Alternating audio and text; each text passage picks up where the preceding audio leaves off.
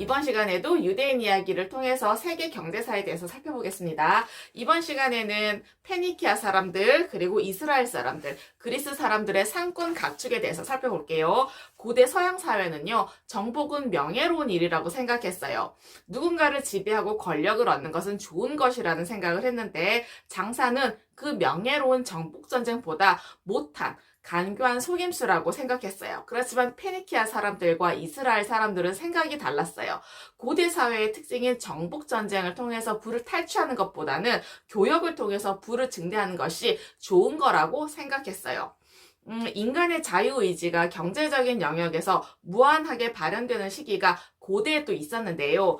페니키아 사람들, 이스라엘 사람들, 그리스 사람들은 이 시기의 주역이었어요. 서로 경쟁을 했고요. 한편으로는 협동을 했고요. 또 한편으로는 적대적으로 관계를 맺으면서 발전해 나갔어요. 이들을 서로 관통하는 키워드는요, 바로 자유와 개방이에요. 서로 주고받은 그 시너지는 대단했어요. 페니키아 사람들, 이스라엘 사람들, 그리스 사람들은요, 자유를 숭상했어요. 부의 축적을 신의 축복이라고 생각했어요. 이 사상은 자본주의를 이루는 그리스 히브리 사상의 근간이 되었어요. 자본주의의 시발점으로 이 사람들을 재조명해야 진정한 세계사, 진정한 경제사라고 할 수 있다고 합니다. 페니키아에 대해서 조금 더 자세히 살펴볼게요. 기원전 3000년경부터 가나안 땅 해안 지역에 페니키아인들이 살고 있었어요. 페니키아라는 말은요, 후대에 그리스 사람들이 명명한 것인데 페니키아 사람들은 스스로를 가나안 사람들이라고 불렀어요. 페니키아는 지중해 동쪽 해안을 일컫는 고대 지명이에요. 여기에서는요, 아람인 그리고 이스라엘인이 포함되어 있어요. 페니키아 사람들은 주로 해안에 살았는데 해발 3000m 높이의 레바논 산맥이 가로막고 있었기 때문에 일찍부터 바다로 진출할 수 있었어요. 삼나무로 큰 배를 만들어서 지중해에서 생산한 천일염, 그리고 삼나무 목재, 올리브와 포도, 그다음에 생산을 말려서 인근 지역에 내다 팔았어요. 교통이 발달하지 못했기 때문에 고대는 보통 수로를 통해서 교역을 했어요. 천일염으로부터 시작된 페니키아 무역에 대해서 살펴볼게요. 페니키아 사람들은 바다에서 소금을 수확한 최초의 민족이에요. 지중해 해안은 천일염을 만드는데 적합한 기후를 갖고 있어요. 이 무렵에 중국은 바닷물을 토기에 넣어서 불을 놓고 지펴서 소금을 생산할 때였어요. 소금은 강수량이 많아 생산되지 못하는 곳에서는요, 금보다가 비쌌어요. 페니키아 사람들은 소금을 팔기 위해서 장거리 항해를 마다하지 않았어요. 그러니까 갈리아 지방, 잉글랜드처럼 멀리 나갈수록 비싸게 팔 수 있었어요. 원양 항해가 발달했는데 소금을 사러 페니키아에 사람들이 모여들었어요. 경제가 더욱 빨리 발전할 수 있었죠. 고대 유럽에는 소금 생산이 가능한 지중해 연안은 경제의 중심지 역할을 했어요. 페니키아 사람들은 백향목이라고 부르는 레바논 삼나무로 배를 만들어서 지중해 지역을 오가면서 교역을 했어요. 크고 튼튼한 삼나무 배가 페니키아 사람들이 지중해 해상 무역을 석권할 수 있었던 바로 그 이유였어요. 향이 나는 목재라서 백향목인데요. 단단하고 물에 잘 썩지 않아요. 솔로몬 왕의 성전과 궁전을 지을 때 사용한 목재이고요. 베니치아 바다 밑에 침묵들이 주로 레바논 삼나무로 되어 있어요. 이 송진에는 방충제와 방부제가 함유되어 있었고요. 로마에서는 종이에 발라서 책이 썩지 않도록 했어요. 오랜 기간 썩지 않은 고급 목재로 사용할 수가 있었어요.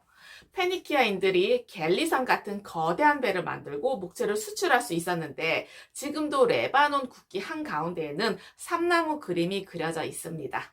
네, 오리엔트와 서양의 다리 역할을 한 페니키아 도시국가들에 대해서 살펴볼게요. 페니키아 사람들이 사는 팔레스타인 지역은 교통의 요충지이자 상업의 교역로로 이용이 되었어요. 페니키아 사람들에 의해서 지중해 연안에 건설된 도시국가로는요, 두로, 시돈, 베리투스, 비블로스, 우가리 같은 연안 도시국가였어요. 페니키아 사람들의 항해는 세계사에서 하나의 전환점이었어요. 교역량이 커지고 해상교역 거리가 점점 멀어지면서 현지 항구에다가 식민지를 건설했어요. 지중해 양해안의 거의 모든 항구를 방문했는데요. 원주민들에게 교역에 대해서 가르치고 페니키아 문자를 전파했고 페니키아로부터 포도나무와 올리브나무를 갖다 심었어요. 그래서 포도주를 생산할 수가 있었어요. 세계 최초로 막강해진 해상 교역국이 되었는데요. 상선들은 지브롤터 해협을 넘어서 대서양까지 항해를 했고요. 북유럽과 아래로 아프리카 해안까지도 나아갔어요. 페니키아 사람들은 키프로스에서 코르시카, 스페인에 이르는 땅들을 식민지화했어요. 기원전 810년경에는 스페인 광물 수입을 위해서 북아프리카 해안 중간 기지로 오늘의 튀니지인 카르타고를 세웠어요. 중개무역과 해외 생산도 이루었는데요. 아프리카와 아시아를 잇는 중개무역을 통해서 귀금속, 상아, 공예품을 사고 팔았고 전쟁 포로를 사서 노예로 팔았어요. 주요한 교역품인 주석을 찾아서 영국에, 호박과 모피를 찾아서 덴마크와 스칸디나비아 반도에까지 진출을 했어요. 군주가 주도하는 전쟁을 통해서 정벌이나 약탈을 하는 것이 아니라 상인들에 의한 상거래를 통해 부의 축적과 분배가 폭넓게 시작되었어요. 장사한 내용을 기록하기 위해선 문자가 필요했는데요. 페니키아인들은 이집트의 상형 문자와 수메르인이 쓰던 서령 문자를 발전시켜서 기원전 17세기경에 표음 문자인 알파벳 문자를 최초로 사용했어요. 기원전 9세기에 그리스 사람들은요, 22개의 자음으로만 되어 있는 페니키아 언어를 받아들여서 모음을 더해 그리스어를 만들었어요. 그리고요, 에투루리아어를 거쳐서 로마인들에게 전해져서 로마 글자인 라틴 알파벳이 만들어졌어요. 로마 시대의 라틴 문자는 23개였는데 중세에 이르러서 26자가 되었어요. 그러면서 지금의 알파벳으로 진화한 거죠. 페니키아 사람들은 단순한 상인들이 아니었어요. 1차 농업, 2차 제조업, 3차 유통업 산업이 모두 아우르는 경제 체제를 갖추고 있었어요. 그 무렵에 페니키아 사람들은 벌써 유리를 생산해서 유리 그릇을 제조하고 유리 공예를 발전시켰어요. 당시에 자주색 염료를 생산해서 그들 스스로도 자주색 옷을 자주 입고 다녔는데요. 훗날 유럽의 귀족과 성직자들이 가장 선호하는 색깔이 되었어요. 유리 제조와 염료 산업 두 가지는요, 당시 최첨단 산업이고요, 고부가가치 산업이었어요. 이 모두 시도온이라는 도시국가에서부터 생산이 되었는데요, 기원전 3000년에 건립이 되어서 1000년 동안 번영했다고 합니다. 기원전 10세기경에는요, 페니키아의 도시국가 두로가 주도권을 쥐었어요. 지중해 서쪽으로 진출해서 북아프리카 연안의 카르타고, 제노바, 시라쿠사, 크레타 등의 식민 도시를 건설했어요. 이 두로는요, 이스라엘의 솔로몬 왕과 동맹 관계를 맺었어요. 당시 두로는 메소포타미아, 아라비아, 소아시아, 이집트를 연결하는 교통의 요충지이자 무역의 중심지였어요.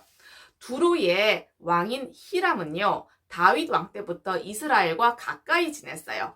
두로는 솔로몬 왕의 도움을 받아서 홍해와 인도양으로 통하는 히브리의 항구를 이스라엘과 함께 쓸 수 있었고, 그 지역의 광산을 공동으로 개발을 하고 조선소도 함께 운영을 했어요. 솔로몬 왕의 상선대는요, 두로의 왕 히람의 도움으로 지중해 페니키아 식민지에 진출할 수가 있었어요. 이를 통해서 유대인들이 지중해 주요 거점에서 상권을 마련할 수가 있었습니다. 그리고 유대인들이 그곳에서 정착을 했죠. 어떻게 페니키아인들이 배를 타고 아프리카와 잉글랜드를 가서 무역 활동을 할 수 있었을까요? 기원전 5세기 그리스의 역사학자 헤로도토스는요, 그 이유를 금이라고 말했어요. 금을 얻기 위해서는 두려움도 이겨낼 수 있는 용기를 갖고 있었던 거죠. 해상교역과 문화 전파를 통해서 페니키아의 전성시대는 약 400년간 지속되었어요. 유럽의 남부 지역과 아프리카 북부를 아우르는 도시를 연결해서 거대한 해안 국가를 건설을 했어요. 카르타고도 기원전 9세기에 페니키아가 지금의 튀니지 근처에 세운 식민지죠.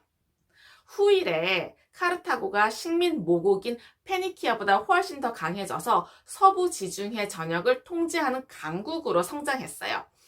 세계 제국으로 팽창해 가던 이 로마와 지중해의 패권을 놓고 전쟁을 일으켰다가 패배했죠. 페니키아 사람들의 위협으로 가장 유명한 것은요, 아프리카 항해 일주예요. 기원전 600년쯤에 이집트의 파라오 네코가 고용한 페니키아의 선단이 3년을 소요해서 아프리카 대륙을 일주했어요. 바스코 다가마가 아프리카에 일주를 한 것은요, 1497년이었는데요. 이것은 페니키아의 아프리카 일주에 비하면 2000년 뒤의 일이죠. 기원전 9세기에 아시리아 세력이 팽창하면서 페니키아의 세력은 점점 축소되었어요. 바빌론이 기원전 586년에 유다 왕국을 멸망시킬 때 페니키아의 맹주였던 두로도 비참한 종말을 맞았어요.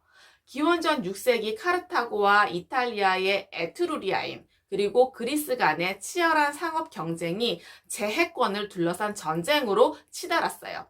카르타고와 에트루리아의 동맹군에 패배한 그리스 사람들은요, 코르시카를 빼앗기고 지중해 서부에서 더 이상 활동을 못했어요. 그리고 2년 후에 페니키아 본국은 페르시아의 지배를 받게 된 거예요. 기원전 4세기에 그리스가 성장하면서 페니키아는 시돈이 공격을 받기 시작을 했어요. 그래서 기원전 332년에 결국에는 알렉산더 대왕에 의해서 그리스의 속주가 되고 말았어요. 알렉산더 대왕의 공격으로 페니키아 본국이 무너진 다음에는요, 카르타고는 사실상 독립을 해서 지중해의 주인 노릇을 했어요. 그 뒤에 카르타고는 로마와 오랜 전쟁 끝에 해상 전투에서 져버렸어요.